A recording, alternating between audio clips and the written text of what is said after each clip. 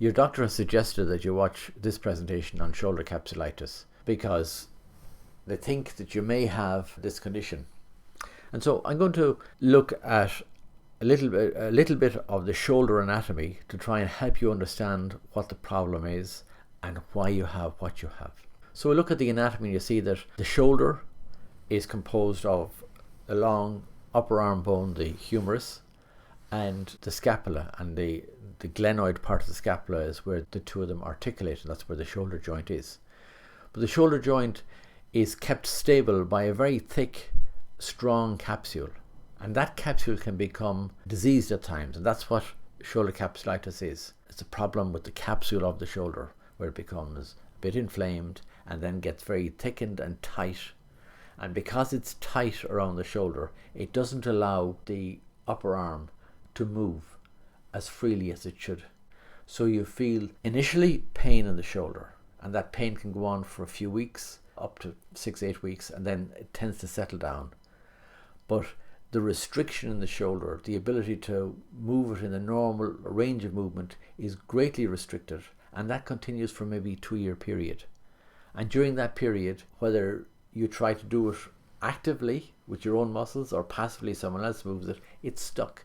And so you have difficulty getting the hand behind your back, behind your head, and lifting up to reach over your head. And that will be like that for about 2 years in most cases. Some people resolve a bit faster, and some people there's still a residual restriction even after 2 years. We don't understand why it happens.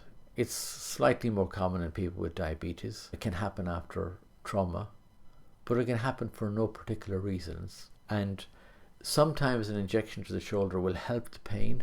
Sometimes your doctor will recommend manipulation to try and stretch the capsule and speed up the resolution. But if it's not too bad and you've got an adequate range of movement, well then there are some exercises such as these simple pendulum exercises.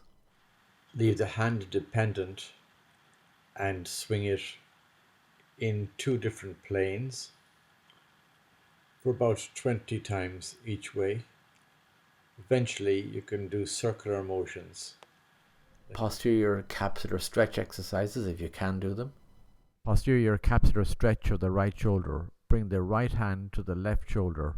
Pull the right elbow towards the left ear. Hold for 5 seconds. Relax for 3. Repeat 10 times twice daily. And these exercises that I call wall climbing. Put the straight arm onto the wall and creep the hand up slowly to stretch the shoulder. Hold for 5, relax down. Repeat the procedure, trying to get a little bit higher each time. And do this exercise about 5 or 6 times, twice daily. At the peak of the stretch, lean into the shoulder to further exaggerate the stretch.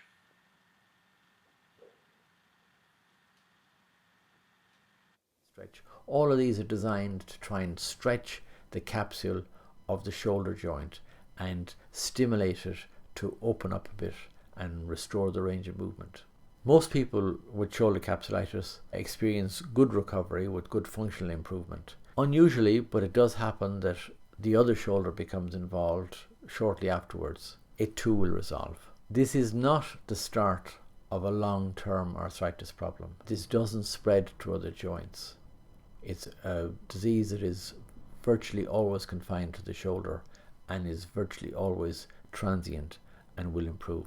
If the pain is excessive or goes on for longer than one would predict, or you're very restricted and can't do a lot of functions, then do go back and revisit your doctor or therapist to get the diagnosis confirmed, and maybe there's something other than these simple exercise and stretch programs you can do to speed resolution of your problem.